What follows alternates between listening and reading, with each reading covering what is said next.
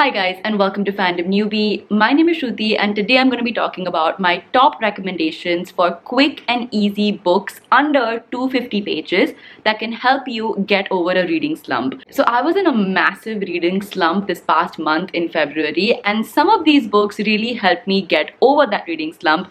So I thought that I could recommend them for you guys. Plus they are super quick, super easy to read, so great for beginners. And yeah, let's just get started. The first book that I want to talk about is Hitchhiker's Guide to the Galaxy by Douglas Adams. This book is the funniest book I have ever read. It is a science fiction book, but if you've never given science fiction a try, I feel like you should start with this book because it is so funny and so entertaining. It is just amazing. So this book is about our main character Arthur Dent, who has just found out that his house is going to be demolished. And as he's kind of protesting against the demolition of his house, his best friend Ford comes up to him and tells Arthur that Ford is actually an alien, that the earth is about to be completely destroyed, and that Arthur should leave with Ford immediately on his spaceship. What ensues is a crazy adventure that spans imaginary galaxies where our main character meets like crazy aliens and they just go on really fun adventures, and it is such an amazing and fun ride to go on. Like I said, this book is just absolutely hilarious. It has that perfect amount of like British humor and sarcasm that I absolutely love.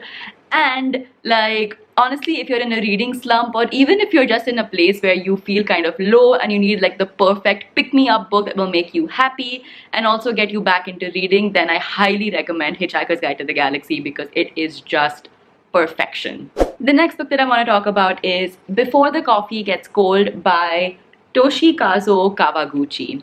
Now this is also kind of like a science fiction fantasy book, and the premise of this book is that in Japan there is this one cafe that exists where people can go back in time for a specific amount of time to relive moments that they've had in the past. But the catch is, to go back in time you have to follow like certain extremely strict and sometimes absolutely crazy rules, and you have to come back to the present before your coffee cup gets cold. Now this basically has like, I think it's 6 short stories or like 6 stories about people who want to go back in time. And the thing about this book is that like it's just very heartwarming, and each story has to do with some kind of relationship, whether it's a relationship between two lovers or if it's like a parent and child kind of relationship, and just each story is extremely heartwarming and just very nice to read. Again, this is a really nice feel-good heartwarming kind of book. Also I think it's just above 200 pages, so it's like 210 pages or something, and the language is very easy to understand, so highly recommend for beginners as well. And yeah, definitely check this book out. The next book that I want to talk about is The Grown Up by Gillian Flynn. Now this book is just super thin. It's actually like a short story that was published in like a collection of short stories, which I think this it received so much praise that Gillian Flynn decided to publish this as like a novella. It's only like 79 pages, but in these 79 pages I think we get a pretty good thriller. So what this book is about is that we have our main character who actually works as like a con artist. Like she pretends to be a psychic in this really shady like fortune teller shop, which not only does like psychic reading, but it also has kind of like a seedy prostitution business that's going on at the back. But basically she's a con artist psychic, and one day a woman comes into her shop and tells this psychic that her house is actually haunted, and she wants the psychic to come and look at her house and try to fix what's happening in her house. What like happens after this is actually just a psychological thriller, which takes you on the ride of, is this house actually haunted or is something else going on in this house? And it's just twist after twist after twist, and like it's just really crazy. My only kind of critique about this book is that I wish it was longer. I feel like even maybe 20 more pages would have added a lot more depth to the book and would have made the twists which happen at the end of the book a bit more realistic and a bit more like explained. It feels very, very rushed towards the end, especially when there are so many plot twists that keep happening. So that's my only critique about this book. But for like a short story that's only 70 odd pages, I feel like we get a really good thriller. It was pretty good. The next book that I want to recommend to you guys is actually an audiobook, and it is an Audible original called Call Me Maybe. This is available only as an audiobook, and it's available only on audible.com because it is an Audible original. Now, this book is just the sweetest love story ever. I enjoyed it thoroughly. It's like the perfect chick flick romance given in audiobook format, and it is just amazing. So the story behind this is that we have our main character Veera, who is like an entrepreneur who has set up a startup, and she's developed like a website for the startup. And she's experiencing really like complicated technical errors with the website, and she calls the customer service of the website, like that app, to try to fix the problem. When she calls customer service, she actually meets Cal, who is the customer service representative for that website developing like app, and they get to talking. Turns out that Veera's problem with her website is really, really complicated, and that first customer service call lasts about 9 hours. And in that 9 hours, Veera and Cal start developing feelings for each other through the call. And then of course it's just kind of like a will they, won't they kind of love story that blossoms through DMs and other calls, and it's just absolutely sweet and so enjoyable to listen to. This is like, it's not exactly a full cast audiobook, but there are two characters. So Veera has her own voice actor and Cal has his own voice actor. So when they're actually like talking to each other through the phone, you actually feel like there are two people talking to each other. Plus there are a lot of sound effects and other things that are added to this production of the audiobook that make it seem extremely realistic. So like things like typing sounds or traffic sounds, like all these are kind of added into the audiobook, so it just feels super realistic and really, really fun to listen to. Like I said, it's like a chick flick in audiobook format. So if you're into those kind of romances, then definitely check out Call Me Baby, because you will not be disappointed. It is just so sweet. The next book that I want to talk about is Gacha Gochar by Vivek Shanbhag. Now, this book I think was in my top Indian books of 2020 that I read. I think it was on that list. So if you haven't checked out that video, then definitely check it out. It has some of the best books, Indian books that I read in 2020. This book is only 118 pages, and it's about a family that's based in Bangalore. The family starts off as being quite poor. Like there are 5 members in the family, but only one of them earns a living and supports the entire family financially. So their financial state is quite difficult, but then suddenly their fate changes and they all move into a big house and they suddenly become quite like well off, and their financial situation becomes really good. So it's kind of like a rags to riches kind of tale. But the main crux of this story is the impact money can have on like relationship dynamics and family dynamics within an Indian family setting. So I really loved the way the author has described like the Indian family dynamic as well as the relationship between the different characters that are there in this family.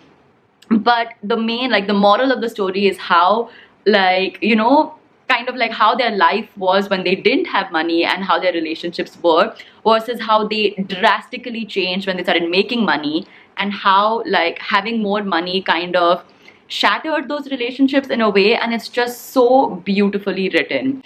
Also, like I said, the Indian family dynamic is captured really well in this book, and it can be super relatable for anyone that's from an Indian background. So for us, I feel like it'll be super relatable to read about like the different dynamics within the family.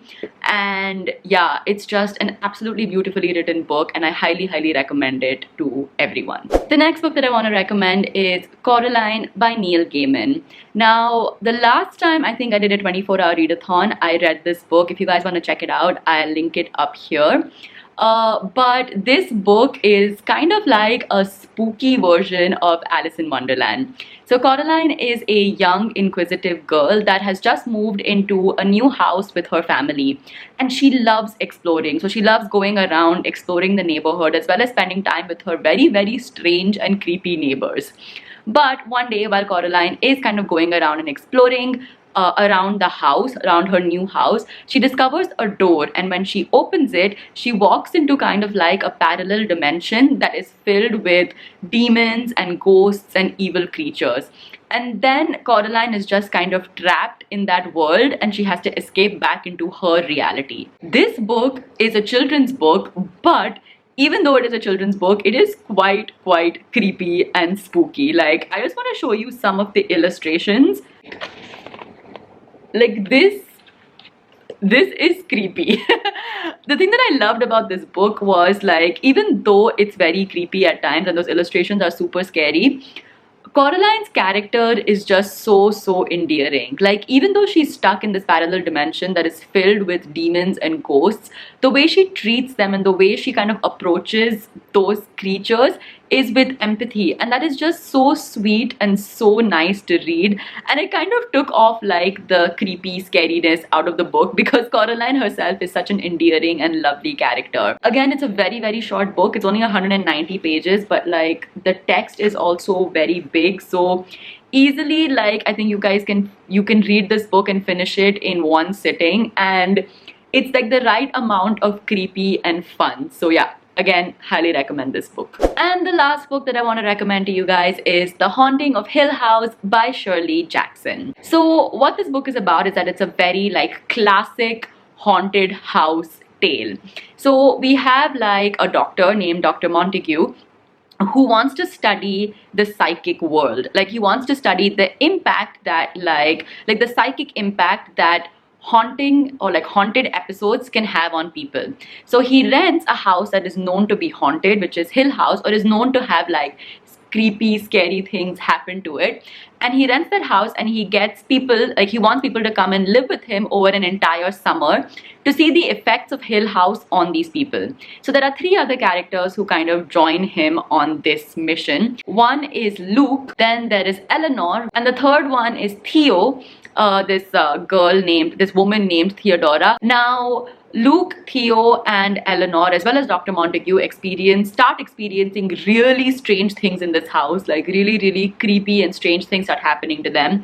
But the best thing about this book is that while these like strange things are happening to the characters, the character, like the main character, Eleanor herself, is kind of like an unreliable narrator. Like, you don't really know whether what she is saying is actually the truth, what she is saying is like just a part of her imagination, or that what she is saying has like a different motive.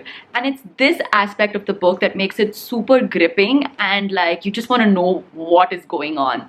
Like I said, it is confusing, but that adds to the element of mystery to this book, because you don't know whether what is going on is actually because the house is haunted or because of some other psychological phenomena that may be happening to the characters. And it is just a wild ride. Also, it ends at a point where it's up to the reader to like interpret what might have happened, so you don't really get a clear answer at the end. If you like these kinds of books that are a little bit confusing, very mysterious, and that leave off at kind of like a cliffhanger, then definitely check out The Haunting of Hill House. It is really amazingly written and very enjoyable and spooky. Some parts are actually quite spooky. So yeah, that was my video for today. I hope you guys enjoyed it. If you did, give it a thumbs up. Leave a comment down below with your recommendations of some really quick and easy books to read that can help someone get out of a reading slump. And of course, do subscribe to my channel for more book-related videos. I'll see you guys next time. Bye!